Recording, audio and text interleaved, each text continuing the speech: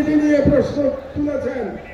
এ ব্যাপারে প্রথমে ডক্টর ইউনূস সরকারের প্রতি আমার একটি প্রশ্ন আছে যে আপনারা কেন অপ্রয়োজনীয় ইস্যু তৈরি করছেন?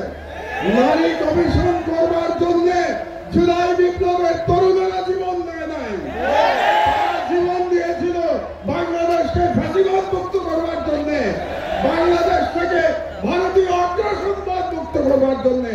কাজে আপনারা সরকারে বসেছেন যাতে করে বাংলাদেশে আর ফ্যাসিবাদ ফিরে আসতে না পারে।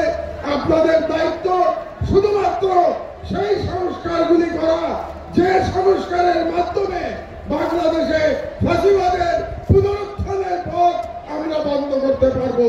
কাজেই ডক্টর ইউনূস সরকারের প্রতি আমার বাংলাদেশের একজন প্রবীণ নাগরিক হিসেবে পরামর্শ থাকবে, আপনারা অপ্রয়োজনীয় ইস্যু তৈরি করবেন না।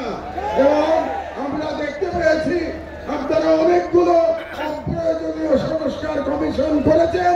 এই সমস্ত সংস্কার কমিশনের কোনো প্রয়োজন ছিল না। আপনারা রাষ্ট্রের সম্পদ এবং সময় নষ্ট করছেন। আমার অনুরোধ, এই সমস্ত কমিশন আপনারা বাতিল করে দেন। এই সমস্ত কমিশনের কোনো প্রয়োজন নাই।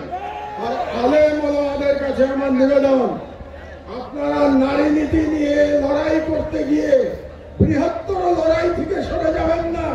আমাদের বৃহত্তর লড়াই ভারতীয় সাম্রাজ্যবাদের বিরুদ্ধে লড়াই, বৃহত্তর লড়াই ইসলামের জন্য আমাদের লড়াই।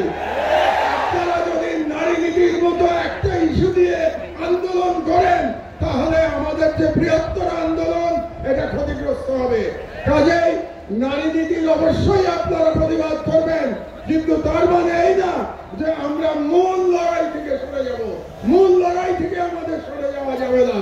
এই জন্যে আপনাদের কাছে আমার আহ্বান, আপনারা ঐক্যবদ্ধ থাকবেন। আমি বিশ্বাস করি বাংলাদেশের আলেম সমাজ যদি ঐক্যবদ্ধ থাকে তাহলে বাংলাদেশের স্বাধীনতা কেউ ছিনিয়ে নিতে পারবে না। যে কোনো মূল্যে এই হেফাজতের মঞ্চ থেকে বাংলাদেশের সকল